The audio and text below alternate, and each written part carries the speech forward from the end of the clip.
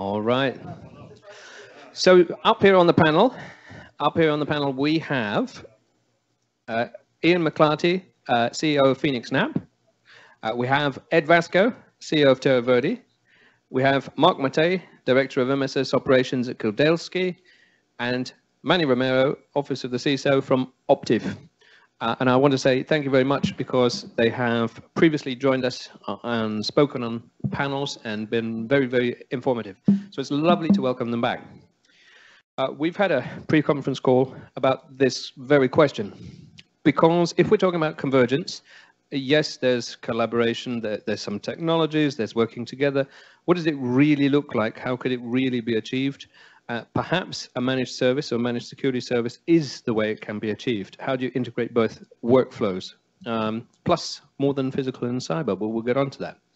So our question, can managed security services bring digital and physical security together through effective dashboarding, workflow management, and threat management? I guess the main question is, are MSPs and MSSPs unifiers? So that's quite a broad question, but a bit of a bold question. But if we start off with Manny, are you a unifier? Okay, mic's on.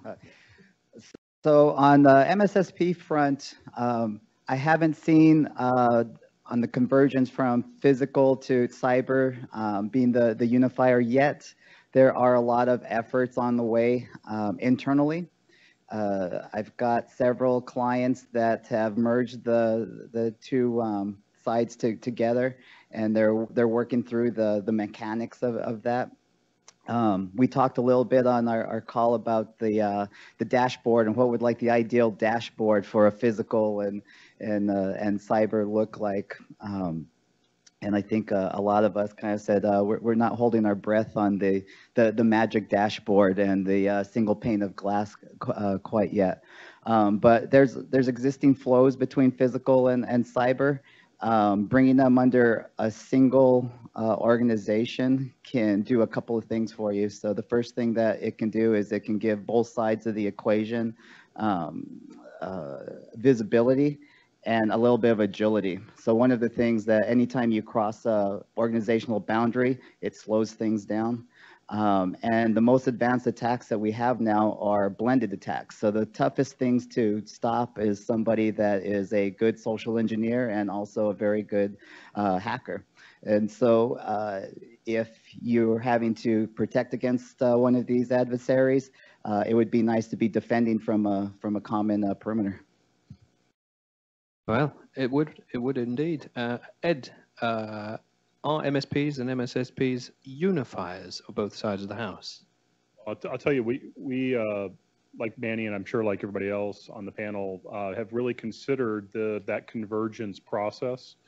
I'll tell you, I'll take up a notch and ask the question: what would we call that? It's not a security operations center. You know, would you call it a security information center? The acronym doesn't work. Would you call it a centralized operating center? Well, that acronym certainly doesn't work. So, you know, I think collectively as an industry, we see the trend, we see the need to get to that level of convergence. I think that either end of the spectrum, at the MSSP end or the MSP end, there is this unifying aspect that has to be undertaken. I think it's definitely more applicable within the MSSP space. I think MSPs have to take the first leap into the security space in order to become a unifying element, where because security is so pervasive, irrespective of it's cyber or physical, there's an automatic unifying element within the MSSP space. Now that said, the counterpoint that pops into my brain automatically is that there's this, you know, very specific set of MSSPs that are driving further and further into siloed services. So threat intelligence, you know, deep dark web, and so forth. And I would contend that that's a short-lived process. That's a short-lived market trend. I would say instead that the MSSPs that are more holistic and then tacking into that some level of physical workflow, some level of physical threat feed, threat intelligence, and then some level of physical response where appropriate is the real trend that we're looking at. So yes, I would say the MSSPs in particular are unifiers. Okay, that's good. Ian, MSSPs, unifiers? Oh, for sure. So we're a little different in that we started more as a physical service provider, right? As a co-location facility, data center services. So a lot of the physical controls and systems were already in place. And then we kind of started building into the network side of the house. That was next for us. And now we're doing the full gamut. What we haven't done though, so as an organization, the answer is yes. But we're going more a siloed approach. So the people that are actually running all the physical security systems and the monitoring around that, it's a different department than the SOC. And so I don't have a unifying entity yet for those pieces, because again, the skill sets are very different. The things that the physical side is looking for are very different than what the SOC is looking at. So I think that's going to be an evolution for service providers and MSPs, but we're not there yet. Okay, we're not there, but could they, Mark, be a unifier, and would it No. be good? No. Oh, right. No, I'm just kidding. But I totally agree, the different skill set, but when you look at the underlying process and tools about what incident response is, or the way workflows are done, those things can be brought together in the SOC or the Fusion Center, whatever your location you want to call that. But it really comes down to the processes and the specialties of what you're doing with that analyst, right? A malware forensic analyst is not going to be worried about whether or not there's a guy walking across a camera. But in that same location, you could bring those together and see a full picture, not a dashboard, but a full picture of information, and fuse the pieces of information you need together in that one place to make decisions. Okay, you read my mind. Okay, we did have a pre-conference call, so this isn't entirely unstaged. So I read your mind. But so if we stick with Mark and we come back this way, so a lot of people said single pane of glass. Will it work? Are we playing whack-a-mole with too many moles? What does the dashboard of the future then look like? Yeah, so I guess two pieces. One, right now the current MSS or the current CISO is looking for information to provide to the board, right? So there's information that's required from an executive level about the health of their security. Personally, that's going to be required all the time. But from a dashboard perspective, what I think that's going to turn into is it's not going to be pictures on a screen. It's going to be the evolution of how people talk to Alexa now. And I don't know if I got to catch anybody with their Alexa or Siri, do whatever. But I think the next dashboard is that analyst or that operator will basically have voice at their hands to be able to answer questions. And that'll lead into the next thing about artificial intelligence and machine learning. But in really the same vein, the person who needs to make decisions or have actions will have a voice to talk to, right? That's going to be answering those questions, as opposed to trying to look at some screen that says I'm at 40% utilization on this thing, and this thing. Instead, that'll be telling us that information with whatever questions that we're asking it. Okay, Ian, what would the dashboard be? Well, so the dashboard, I can tell you what it is today. It's kind of four different things, right? And it's more about field of views. So obviously you have your reporting. That's critical, and that's always going to stay. That's never going to go away. You have to have executive summary reports that go back to your client, and you got to show them what you're doing. That will always be the case. And the other one is API. So again, most of our clients are looking for API hooks. They have their own SOCs. They may have their own, even tier down system of a NOC, not even a SOC, but they want to get some reporting around that. They want to get some data around that. So API to them is very important. So again, they don't really care to log into your dashboard. They already have their own. So there's an integration aspect of it. And then you also have the ticketing systems, right? So what are your actual analysts looking at? They need triggers, and they need easy ways to get that information. So to them, that's more important versus sitting there and just looking at a dashboard that has activity associated with it. then you finally have the dashboard. The dashboard really is for marketing purposes. I mean, at the end of the day, there's an expectation at a certain level that you do have a dashboard. And you do have to make the investments to it. You do have to have accessibility, and it has to be a rollback system of some sort. But the usefulness of it is lessened by the other mechanisms that are put in place. Okay, so hierarchical dashboards with the top one being a pyramid. Yeah. What do you think? Oh, dashboards? I think that at the end of the day, I would actually agree completely with Ian and Mark. I think that the only element that I would add to it truly would be the fact that there's, for the analyst, there's a degree of orchestration, automation, workflow that has to be brought in as a component, really, that just takes a number of the elements that Ian mentioned and those flows, those work views into account. And so to me, the concept of a dashboard or a single pane of glass becomes lessened to instead being able to have the analyst say, I know what I need to do based upon SOPs, that's based upon some level of orchestration that helps them in their daily lives. And then ultimately making certain that we are providing over the types of reports, the types of information, the type of data, the type of access that our customers are looking for. Manny, is it just a marketing tool, or what could the dashboard of the future be? Well, the dashboard today is eye candy, right? So when you go into the SOC, the first thing that you point out is, hey, look at look at my dashboard. They serve a couple of purposes. The first purpose is the narrative. So part of a SOC function is, guess what? You're going to, clients are going to want to know like how your incident response works. Customers are going to want to know those things. So it's very helpful as far as like going through a workflow and providing a narrative. And it's very difficult to do that when, you have a couple of, tier 1 analysts, a couple tier 2, and a bunch of command lines, right? That you're not going to get the message across there. So that's the first, that's what we use the dashboards today for. We're laughing earlier about, the single pane of glass, and, I was walking through the vendor section at Black Hat, and I still see the, all with a single pane of glass, and I was like, usually we would have recycled that by now, but it's just keeping going, keep going. Yeah, it never ends.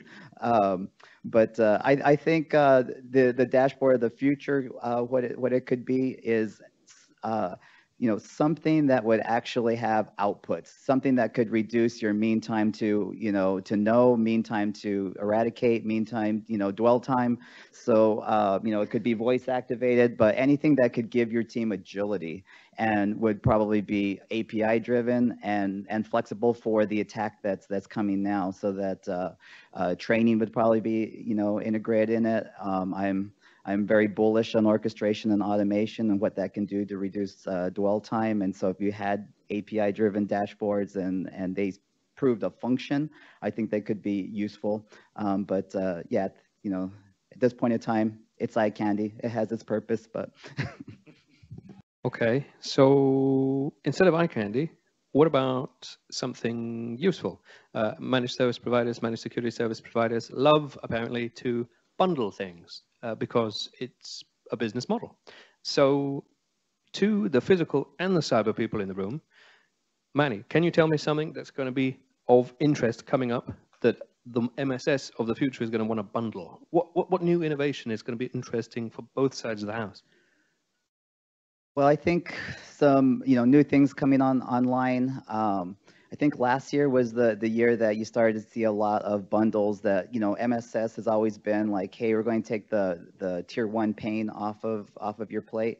I think last year we saw flexibility because everybody has a different pain point, right? So there are some areas in the nation where you can find the tier 1 people, no problem. There's other areas that there are no tier 1 people. And then vice versa. There are some areas that, people that have their tier 3 and their threat hunters, no problem there. And And so, last year we did a lot of work to try to have bundles on the high end. So you want threat intelligence as a service, you want threat hunting as a service. Those are all things that were bundles and could change over time depending on, the work profile of the client. I think forward-looking, I'm bullish on deception technology as well, and so having some bundles as a deception as part of your security program, I think can pay some dividends in slowing down the attackers, reducing their efficiency, making them second-guess themselves, taking some of their tool sets off of the table for them, and reducing false positives. So I think that's what we're looking forward next year. Of interest. Ed, what's going to be of interest for physical and cyber coming up in the bundled solutions? Well, I think I take a slightly different tack because our typical client is actually still fairly immature when they come into our environment. So we're helping them along and helping advance in a significant way some of the maturity levels that they have, so that our bundles are much more dependent upon the level of customer maturity rather than dealing with an enterprise, more mid-market, and even SMB related clientele. So where we see there being bundling capabilities is really within the that kind of first step into that fused environment, to be able to say, let's bring in the concept of having some type of camera system that's monitored, having some type of motion systems that's monitored, and in effect creating that bundle for the small business owners in particular, because there's such a need for them to have an awareness of what's going on after hours when their sites are closed. And then what we see moving forward from that up into the mid-market is really more of a bundle that's focused into areas outside of what I would call cybersecurity, more into GRC. So if I see another wave coming, it's the fact that if we have openings within the cybersecurity space, it's across the entire spectrum of cyber. It's not just within pen testers. It's not just within threat hunters. It's not just within SOC analysts. It's across the entire spectrum. And so as a result of that, we see the opportunity to be able to come in to our clients with traditional MSSP, traditional SOC, but then also layering into that additional GRC elements to help our clients understand the governance, risk, and compliance aspects of their environment and what they need to be doing in order to have appropriate controls in place. Okay, Ian, GRC, would that be another innovation or something else? So for us, we take a slightly different approach, and something else that TerraVerde is interesting too. On their side is you bundle a lot of education, yes, right? And that's a differentiator, right? Not a lot of shops can do that at their level, so I think that they commend them for that. So we take a different approach in that we start as an infrastructure company first, doing infrastructure services worldwide. So for us, the bundle really is for security services. Everything that we do from an infrastructure perspective, we have an expectation that it will marry to the infrastructure services we're offering tomorrow. So it's already a bundle from that perspective. So if I look at it from a different perspective, which is okay, from a security company getting into our field, there's definitely a lot more scale out management. So as an example, if you're having a lot of logging in your system, a lot of endpoint management, you need a place to store all that information. And so people are going, okay, I'll just put it in the cloud. Well, the cloud can be very expensive for some of these services, right? There are other OpEx models that are out there that are not just 100% into the cloud that can be offered into the space. And so I think we'll see more and more service providers offering that as a service. Okay. Mark, any OpEx, CapEx models, something you're going to bundle that would be interesting for both sides? Not yeah, you. so I think the transition point or the merging or the bundle comes with the interconnection of networks into those specific systems. IoT, ICS, SCADA, all of that stuff now will be something that is to me, a big wave of what MSPs, security providers are going to be looking at to provide across the board. And that then gets into the physical security piece, right? So, you know, I don't know how many people are familiar with Stuxnet, right? It's years ago now, right? I don't know how long it takes for people to realize that somebody's got to be looking at that stuff from a security provider protection perspective, but you can, you know, look at things like Shodan and other places and just find things that are wide open from a physical perspective that people can easily exploit. It's not even, you know, it's really not even, it's not even a hack, if you will, right? You just go to these sites and turn stuff off. You don't even need to, you know anything about IT, and you can basically impact things across the board. So I think the real next wave is the ICS, SCADA, and the you know, the large scale IoT, right? Security providers are going to have to figure out how to manage a lot of stuff which goes into the data, right? Large scale analytics on large scale pieces of data is going to be a huge thing, right? If a company does physical security and they have, you know, 100,000 cameras around the globe, trying to figure out, one, just if they're all on, and two, if they're you know, a smart camera nowadays, knowing what's triggering on those smart cameras to be able to provide the response capabilities on those, I think is really where the wave is coming. I'm gonna jump in really quick just to, I think Mark's brought up a really great point. A couple of them actually, one of which is that we've always got to just remember that as the physical security plant continues to grow and innovate, and those cameras become, they are IP cameras, they should be IP cameras, I would suspect, from a cost perspective nowadays, that you know, I think a couple of panels before, a couple of presentations before, it was about, well, to use the derogatory term, knuckle dragger versus computer guy. I know, sorry, it was their term. The point being that what we've got to keep in mind is that what we're dealing with on the physical side is really nothing more than essentially virgin territory that an attacker could easily go on out and see. So the bundling of the physical and cyber related services is nothing more than just ensuring that your access control systems are patched. You know, so there's appropriate governance and appropriate controls around your physical security systems, that, you know, the cameras that you've deployed get patched with updated firmware, or they get segmented off appropriately with only certain kinds of access controls. That level of understanding and a level of knowledge is where I see the convergence starting. And I think the other side, certainly within ICS, you get this perspective that you know, it's easy to secure, because there's, you know, barbed wire, there's guards, there's whatever around the particular generation plant. But the harsh reality around the bundling of those bundling of cyber and physical in that particular market is those remote processing units that are out there along the pipeline that could easily be impacted in some form or fashion. So yeah, and the bundles in that space are going to be huge. Okay, well, we've got a final question, and I seem to be drawn to this fashion of asking for a couple of words in response to give us a nice big vision. Mark, what does converged security mean to you? Slight nuance insofar as we're talking about in an MSS context. So what does it really mean to you, convergence?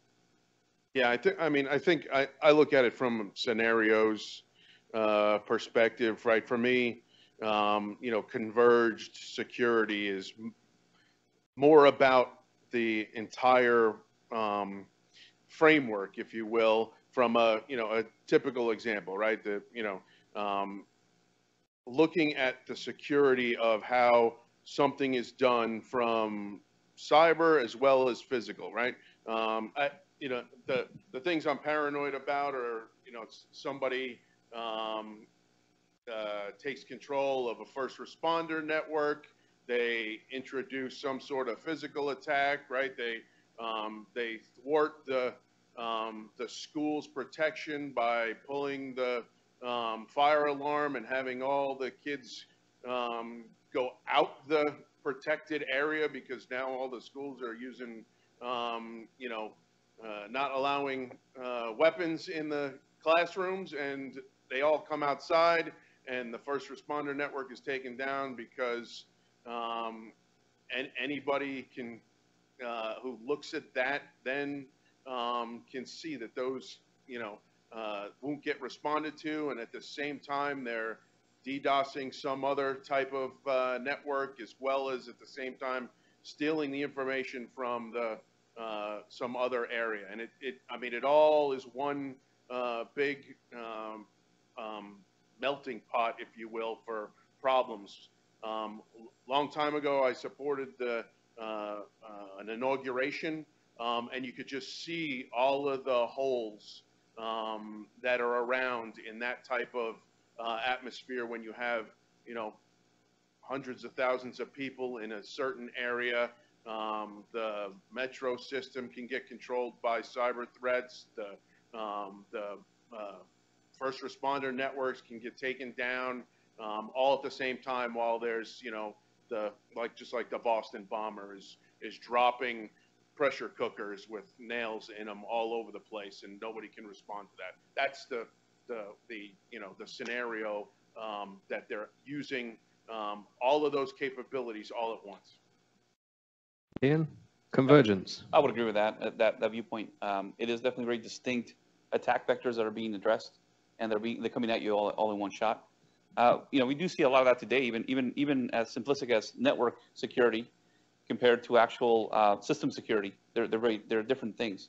And then you do see those attack vectors today happening all in one shot.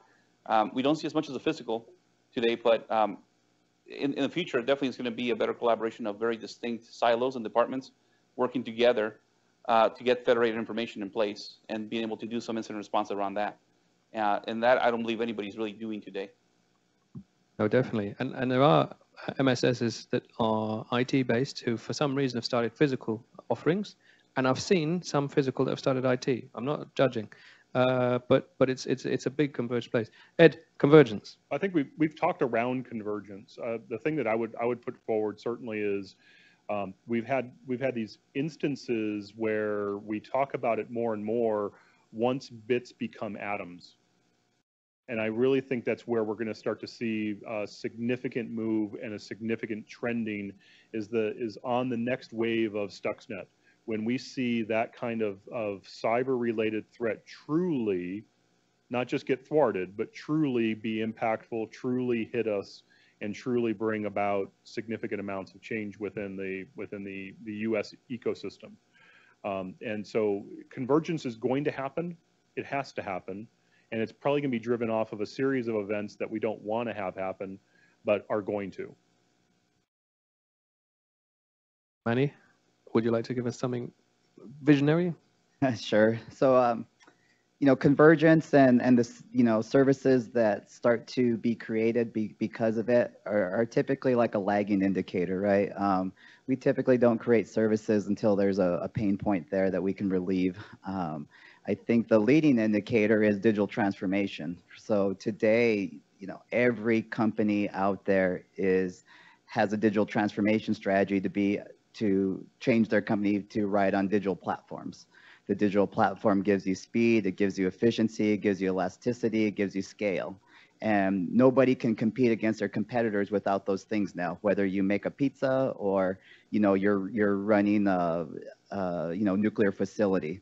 Everybody's, converging on the digital platform. So as those digital platforms start to converge, you start to have all these other vectors that we didn't have to think about before. The electrical grid attacks that are merged with the DDoS, that are merged with, all these other things. IoT is going to be one of those environments that a lot of convergence is going to come on, right? It didn't take very long for the amount of IoT devices on the internet to be about 5x the number of people are on the internet right now.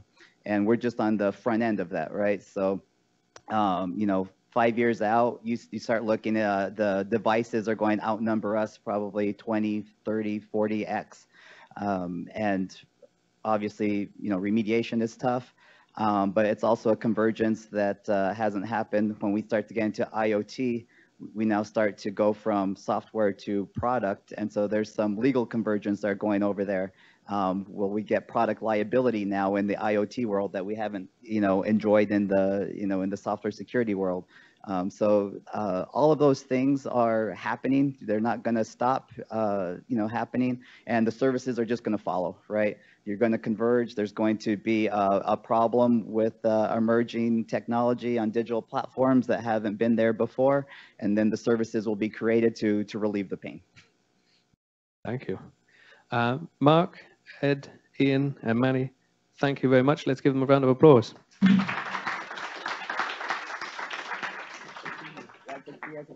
It's great to see them again, and it's great to see with a completely different set of questions and concepts to February.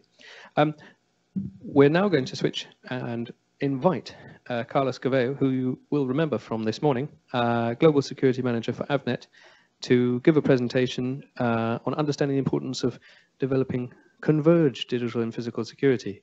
Carlos is a physical specialist, but with knowledge of digital, of course, given that it's Avnet. So we're just miking